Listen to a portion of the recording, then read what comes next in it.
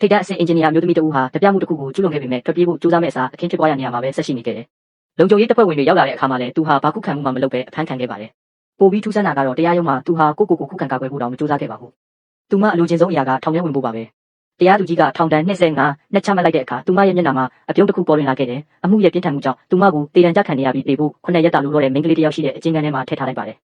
ထိုမိန်းကလေးတဖြည်းဖြည်းယူသွလာတာကိုသူမဟာဘာမှဝင်မလုပ်ဘဲစောင့်ကြည့်နေခဲ့ပြီးအဆောက်တွေထွက်သွားတဲ့အချိန်ကျမှသာမိန်းကလေးကိုဖတ်ထားပြီးမေမေဒီမှာရှိတယ်လို့တိုးတိုးလေးကပြောလိုက်ပါတယ်။လွန်ခဲ့တဲ့ရက်အနည်းငယ်ကသူမရဲ့တမီးဖြစ်သူဟာအနိုင်ကျင့်ခံခဲ့ရပြီးကိုခုခံကာကွယ်ရင်းအနိုင်ကျင့်သူကိုဒဏ်ရာရစေခဲ့ပါတယ်။ဒါပေမဲ့အနိုင်ကျင့်သူဟာဩဇာအာဏာရှိတဲ့သူရဲ့တားဖြစ်နေတာကြောင့်တမီးဖြစ်သူကိုတေတံအထိချမှတ်နိုင်အောင်လုပ်ဆောင်ခဲ့ပါတယ်။အင်ဂျင်နီယာမျိုးသမီးဟာတက်တွေစုဆောင်းပြီးတရားသူကြီးကိုဒုထောက်တောင်းပန်ခဲ့ပေမဲ့တရားသူကြီးဟာလက်စားထားမှန်းသူမသိလိုက်ရတယ်။စိတ်ပြတ်အားငယ်သွားတဲ့သူမဟာသူမရဲ့ကိုယ်ပိုင်နည်းလမ်းနဲ့တမီးကိုကယ်တင်ဖို့ဆုံးဖြတ်လိုက်ပါတယ်။သူမဟာဒီချင်းထောင်ရဲ့မြေပုံစနစ်ကိုကောင်းကောင်းသိနေသူပါဘာလို့လဲဆိုတော့ဒီထောင်ကိုသူမကိုယ်တိုင်ဒီဇိုင်းဆွဲခဲ့တာဖြစ်လို့ပါ။ဒါပေမဲ့စောက်လုပ်ရေးလုပ်ငန်းခွင်ကချိုးရင်းချက်တွေကိုထောက်ပြတိုင်တန်းခဲ့တာကြောင့်သူမဟာနယ်ပယ်ထဲမှာနာမည်ပြည့်စည်ရင်အတွင်းခံရပြီးအသက်မွေးဝမ်းကြောင်းအတွက်စားတော့ဆိုင်ခွင့်ပြီးရုန်းကန်ခဲ့ရပါတယ်။အခုတော့အချင်းထောင်ရဲ့မြေပုံကိုသူမရဲ့ကြောပြင်မှာတက်တူးထိုးထားပြီးသူမရဲ့တခုလေးသောရီမန်းချက်ကတမီးဖြစ်သူကိုထောင်ဖောက်ပြီးကယ်ထုတ်ဖို့ပဲဖြစ်ပါတယ်။ပထမဆုံးအနေနဲ့သူမဟာစပွဲဟောင်းတစ်ခုအောက်မှာဝတ်ထားတဲ့တန်ချီတက်နေတဲ့မူလီတစ်လုံးလိုအပ်ပါတယ်။သူမဟာထမင်းစားပန်းကိုတမင်တကာမှောက်ပစ်လိုက်ပြီးကျန်းပြင်ကိုတန်ရှင်းလုပ်နေတဲ့အချိန်မှာအဲ့ဒီမူလီကိုစတင်ထုတ်ယူခဲ့ပါတယ်။သူမကိုကူညီဖို့အတွက်တမီးဖြစ်သူကပူနေတဲ့ထမင်းတွေနဲ့သူမရဲ့လက်မောင်းကိုတမင်တကာလောင်ခံပြီးဆရာဝန်ခေါ်ပေးဖို့တောင်းဆိုခဲ့ပါတယ်။အဆောင်ကအေးဆက်စွာညှင်းပယ်ခဲ့ပေမဲ့အဲ့ဒီအချိန်တော်တွင်းမှာပဲမိခင်ဖြစ်သူကမူလီကိုရအောင်ယူနိုင်ခဲ့ပါတယ်။အပြင်ကိုထွက်တော့မဲ့အချိန်မှာတထုရှာဖွေရေးအချက်ပေးတန်ထွက်ပေါ်လာခဲ့တယ်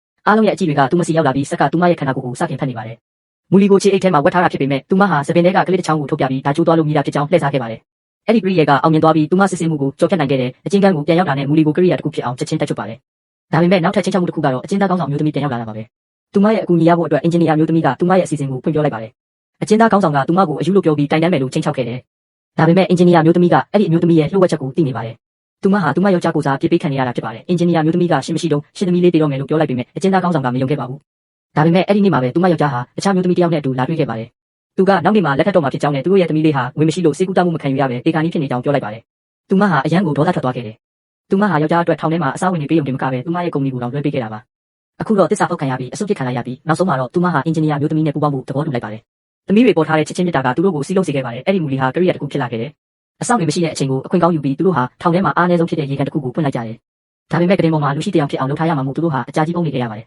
။အလုပ်ရုံမှာအလုပ်လုပ်ရင်းလူရုပ်ပုံစံအယုတ်မော်ဒယ်တွေကိုပြုလုပ်ခဲ့ပြီးပိုက်လိုင်းတွေကိုအရေးဖြော်ဖို့ဓာတုပစ္စည်းတွေကိုပြင်ဆင်ခဲ့ကြတယ်။လူရုပ်တွေကိုကတင်ပေါ်မှာတင်ထားခဲ့ပြီးသူတို့ဟာပိုက်လိုင်းတွေကိုဝင်ခဲ့ကြတယ်။မိခင်ဖြစ်သူရဲ့လက်မောင်းမှာထိုးထားတဲ့မြေပုံကသူတို့ကိုလမ်းပြပေးခဲ့ပါတယ်။ရှာလကာရီစားနဲ့ဟိုက်ဒရိုဂျင်ပါအောက်ဆိုက်တို့ကိုသုံးပြီးအရေးသွင်းညံ့တဲ့တန်တိုင်းတွေကိုအရေးဖြော်ခဲ့ကြတယ်။ဒါပေမဲ့အချိန်ကြာလာတာနဲ့အမျှသမီးဖြစ်သူကပိုပြီးကြောက်လန့်လာခဲ့တယ်။သူမဟာလိုင်ကောင်းကိုစောင့်ကြည့်ဖို့သုံးတဲ့မှန်ကိုမတော်တဆချော်ချခဲ့ပေမဲ့အချိန်ကြီးပြန်ဖမ်းနိုင်ခဲ့ပါတယ်။ဒါပေမဲ့အဲ့ဒီအတန်ကအဆောင်ရဲ့အာယုံကိုဆွဲဆောင်သွားခဲ့တယ်။အဆောင်တစ်ယောက်ကအနားကိုချင်းကပ်လာပြီးတကားကိုဖွင့်လိုက်တယ်။သူ့ရဲ့လက်ကကတင်ပေါ်ကလူရုပ်စီကိုဖြည်းဖြည်းချင်းလှမ်းလိုက်တဲ့အချိန်မှာပဲအင်ဂျင်နီယာမျိုးသမီးဟာနောက်ဆုံးပိုက်လိုင်းကိုဖောက်ထွင်းနိုင်ခဲ့ပါပြီ။